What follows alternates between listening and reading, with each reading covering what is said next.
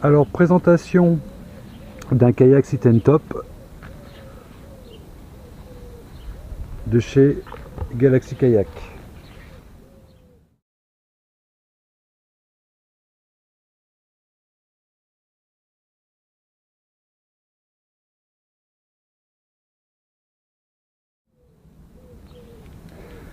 Alors, une première précision déjà à propos du nom. Donc, on appelle ces embarcations des kayaks sit and top, mais le nom kayak est une appellation abusive dans le sens où ces bateaux sont très différents des kayaks traditionnels, des vrais kayaks, qui sont entièrement fermés. Hein, on dit aussi qu'ils sont pontés. Ici, rien de tel. On a un système ouvert, c'est-à-dire qu'on n'a pas besoin de se glisser à l'intérieur du bateau pour naviguer. Donc ce sont des bateaux qui sont plus pratiques que les kayaks parce que il n'y a plus la crainte de se retrouver coincé en cas de retournement du bateau, on dit dessalage. Donc c'est très pratique aussi pour y monter et en descendre, c'est très pratique aussi pour mettre du matériel. Donc ces embarcations donc, sont très répandues, hein, parce que plus pratique et plus sécurisante que le kayak traditionnel. S'il se retourne, ce bateau flotte complètement, hein, il est insubmersible. Et en plus, il permet d'évacuer très facilement l'eau qui pourrait y entrer grâce à des trous autovideurs qu'on trouve répartis sur toute la longueur du bateau. Donc dans le jargon, on préfère appeler ces embarcations des flotteurs, justement pour bien les distinguer des kayaks, parce que le nom kayak est donc une appellation un peu abusive et trompeuse, dans le sens où ces flotteurs n'ont pas grand chose à voir finalement avec les kayaks traditionnels. Donc ça, c'est la première chose.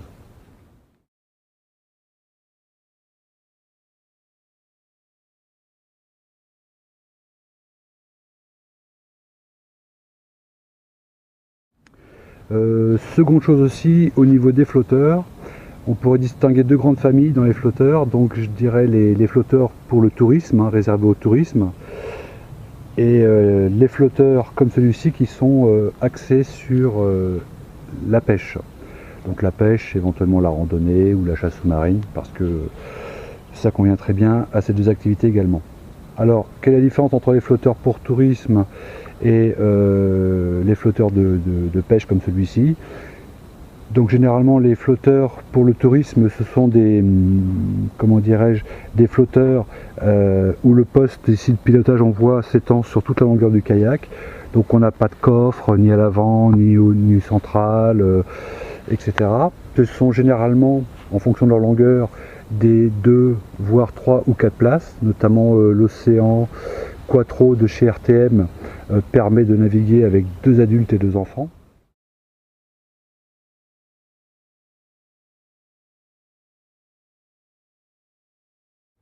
Voilà, donc ça ce sont les kayaks de tourisme. Ils sont généralement plus lourds, moins manœuvrants, hein, et sont plutôt réservés pour la petite randonnée. Donc les kayaks, enfin les flotteurs de pêche, eux, sont très différents. Ils sont monoplaces. Donc on le voit ici, hein, le poste de pilotage est simplement prévu pour recevoir une personne, ce qui permet à l'avant d'avoir un coffre étanche et d'avoir à l'arrière eh bien, un bac qui va permettre eh bien, d'entreposer tout le matériel dont on a besoin pour la pêche, pour la randonnée, pour la chasse, pour différentes activités. Et généralement, ces flotteurs prévus et conçus pour la pêche aussi sont plus performants dans le sens où leur coque, leur ligne était plus travaillée. Hein. Les kayaks pour tourisme sont généralement plus lourds, hein, moins rapides. Et évidemment, les kayaks, enfin les flotteurs de pêche sont très bien équipés, comme on va le voir.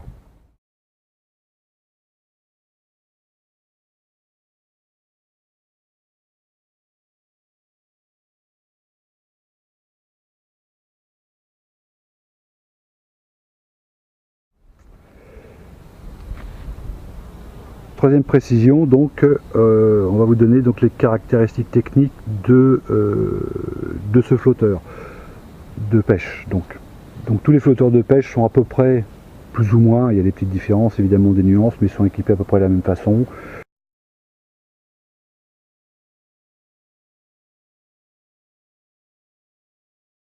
Donc avec un coffre avant, un poste de pilotage, avec des cale-pieds et éventuellement des pédales pour manœuvrer le gouvernail, parce qu'effectivement les flotteurs de pêche sont conçus pour fonctionner avec un gouvernail, contrairement aux flotteurs pour le tourisme. Hein.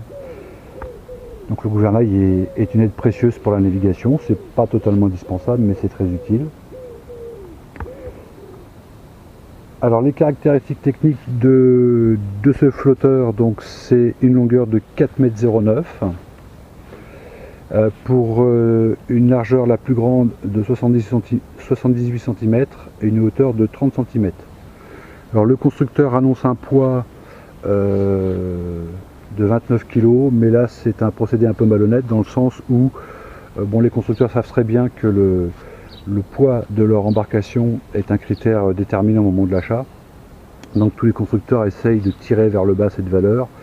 Galaxy Kayak ont vraiment beaucoup exagéré, parce que 29 kg, on est loin des 35 ou 36 kg qu'on peut mesurer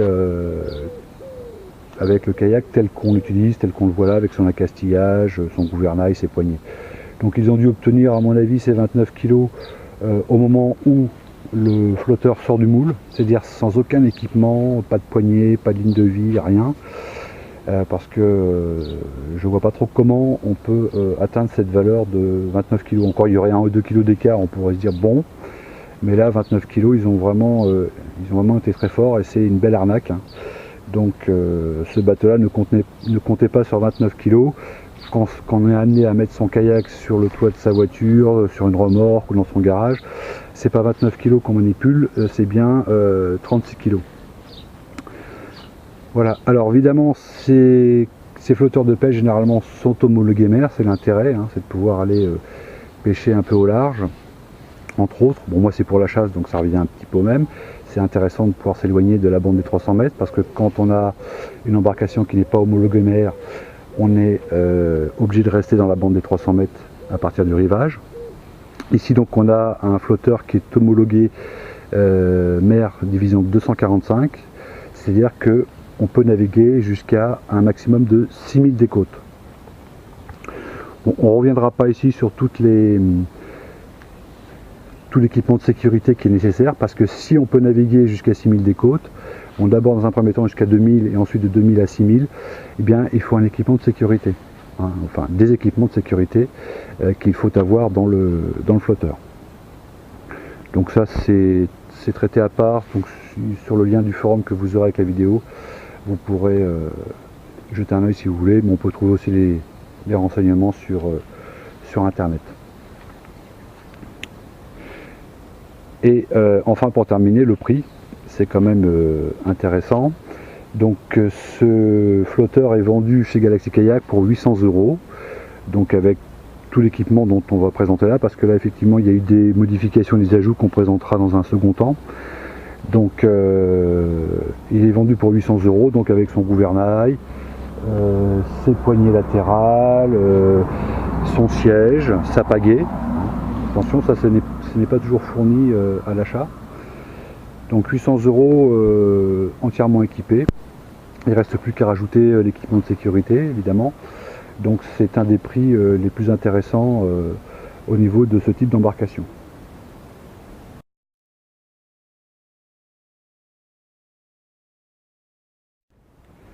Alors on fait le tour rapidement de l'équipement qui est d'origine sur ce kayak. Donc à l'avant on trouve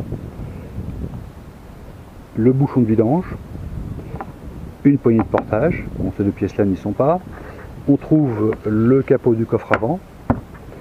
Après ici on va voir une ligne de vie qui court tout le long du kayak, maintenue par des plots. Ensuite on arrive donc au poste de pilotage. Alors sur le pourtour on va trouver des inserts ici, donc ont été obturés pour les protéger de la rouille, parce qu'ils ne servent pas ceux-là.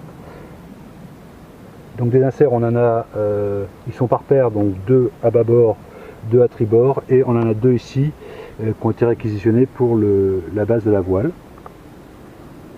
Alors on trouve aussi ici ce petit plot qui sert pour l'élastique, hein, qui est fixé sur la poignée latérale. Donc c'est l'élastique qui est censé maintenir la pagaie. Bon, c'est un maintien, bon, ça maintient la pagaie, mais c'est pas top. On trouve donc les poignées latérales. Alors dans le poste de pilotage lui-même, donc on va retrouver ici des rails avec des cale-pieds et leurs pédales. Les pédales servent évidemment à piloter le gouvernail à l'arrière.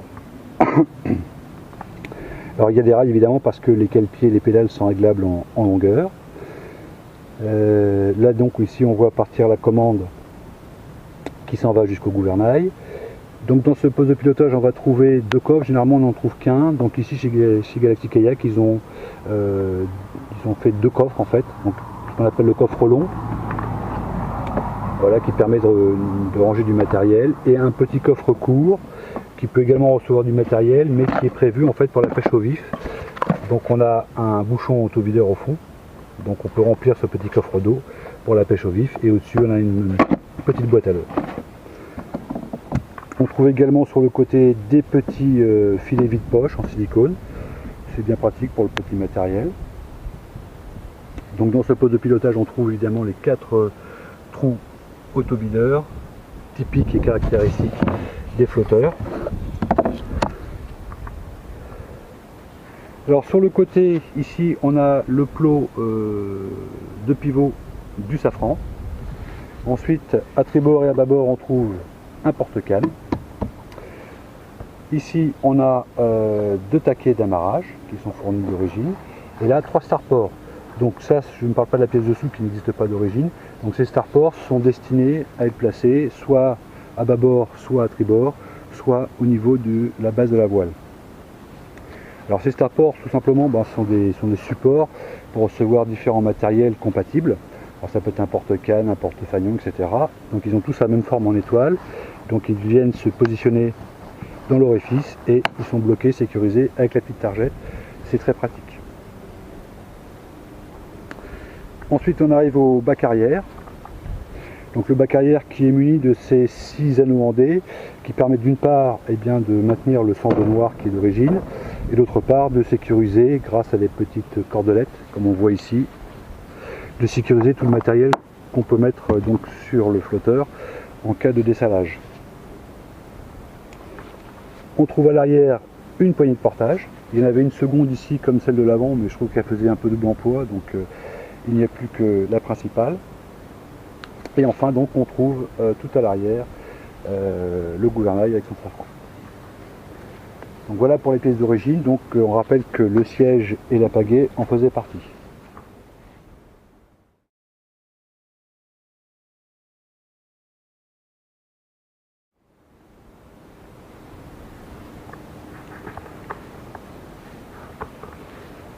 Alors maintenant donc on va refaire le tour de ce flotteur pour montrer ce qui a été ajouté ou modifié. Donc le premier ajout ici c'est un starport en taquet, en forme de taquet d'amarrage, parce que comme je pratique la chasse sous-marine, il me fallait absolument un point d'ancrage à l'avant pour laisser le kayak à l'ancre.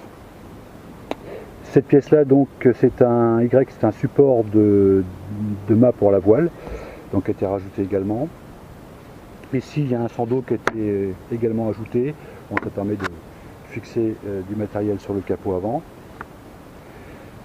A été également rajouté ici un compas, donc le compas normalement est obligatoire qu'à partir et au-delà des 2000. Moi je trouve ça très pratique, surtout avec la voile, donc en toutes circonstances, donc il reste en permanence en place. Alors autre modification ici dans le poste de pilotage, donc là ici à l'origine c'était de la drisse tout simplement, de la ficelle, qui a été remplacée par un câble acier gainé en PVC. D'une part c'est plus solide et d'autre part il y a une glisse qui est un petit peu meilleure au niveau du câblage. Alors au niveau des pédales ici, il n'y avait pas de ressort de rappel, donc ce qui fait que la targette avait tendance, si vous voulez, à remonter. Et quand la targette remonte, donc elle est en position de déblocage, et ce qui fait qu'on a les pédales qui glissent jusqu'au bout du rail, c'est assez désagréable. Donc pour éviter cet inconvénient, tout simplement avec un morceau de caoutchouc, un petit système de rappel pour permettre de laisser la targette en position de blocage.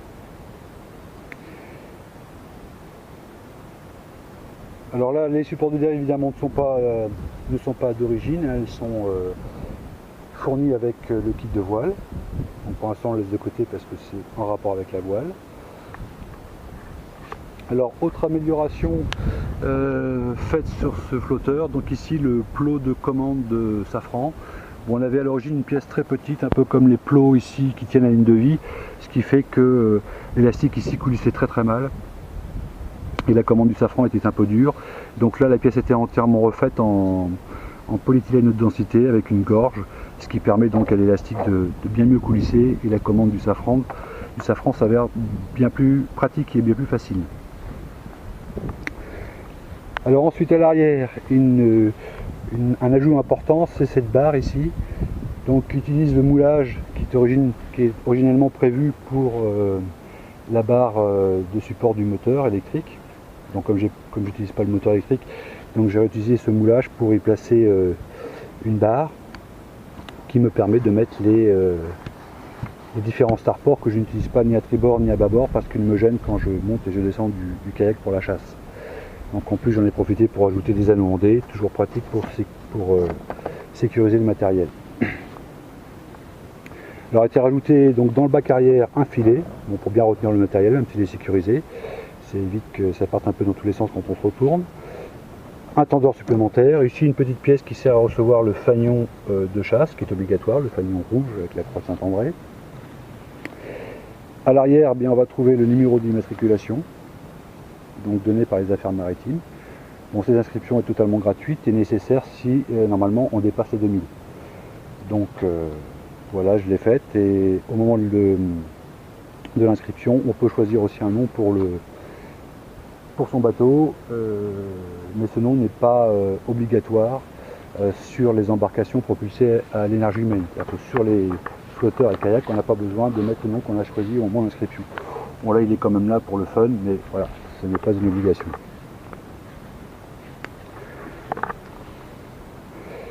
Donc on arrive tout à la poupe du flotteur, donc on retrouve le gouvernail, donc ici le câble d'acier qui ressort.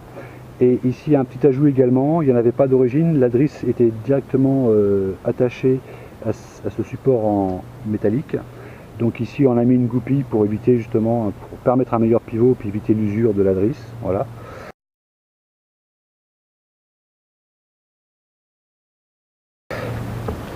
Donc là c'est des astuces qui ont été réalisées par d'autres utilisateurs, hein, notamment sur le site de pêche en kayak.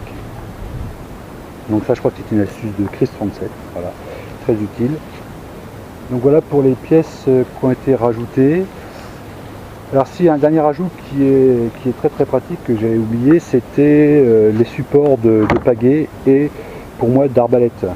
Donc quand on utilise le kit de voile, évidemment on a les mains occupées avec la voile et la pagaie se trouve très gênante, on ne sait pas trop où la mettre. Donc il me fallait absolument un système pour pouvoir positionner la pagaie à portée de main sans qu'elle me gêne. Donc ce support de pagaie était réalisé tout simplement avec un tube de PVC qui peut éventuellement, si on n'a pas le support de dérive, se fixer sur les inserts ici et qui me permet de positionner la pagaie.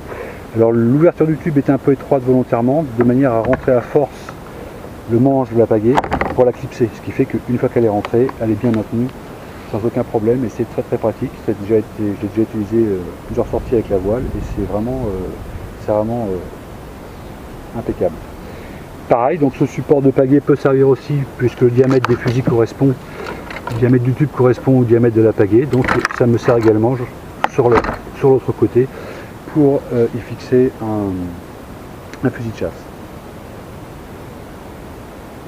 Donc voilà, on a fait à peu près le tour donc, des pièces qui ont été ajoutées ou modifiées. Ici un mot sur le coffre avant. Donc là le coffre avant c'était juste un bac en fait qui permettait finalement de mettre très peu de matériel, donc il a été coupé à ce niveau là pour pouvoir avoir un accès total à la soute et pouvoir y mettre un peu plus de matériel.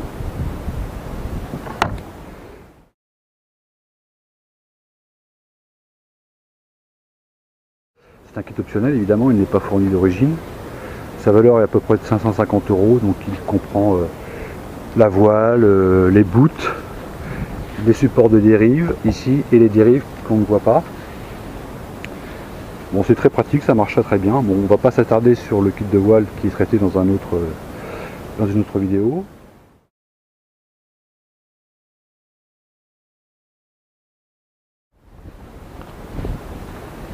Donc voilà, on a fait le tour de ce flotteur. Bon, niveau prix, donc c'est sûrement l'un des plus intéressants, hein, je rappelle, pour 800 €. Donc un flotteur entièrement équipé avec sa ligne de vie, ses poignées, son gouvernail, un siège, une pagaie. Je pense que il est difficile de trouver mieux au niveau prix. Bon, maintenant au niveau performance, c'est un kayak qui fait bien l'affaire, c'est sûrement pas le meilleur, loin de là, mais bon, il est globalement satisfaisant. Beaucoup d'utilisateurs en ont un et l'apprécient pour ce qu'il est. Donc pour ma part, moi je trouve que c'est un bateau qui tient très bien la mer, hein, pour l'avoir notamment testé la saison dernière. Il y avait pas mal de vent, pas mal de vagues, et vraiment l'Alboran se comporte très très bien. J'ai également pu l'utiliser en rivière, c'est aussi un plaisir. Donc ça reste quand même donc un flotteur intéressant, hein, surtout au niveau prix et puis au niveau des prestations qu'il propose, hein, même si on peut trouver mieux, mais bon,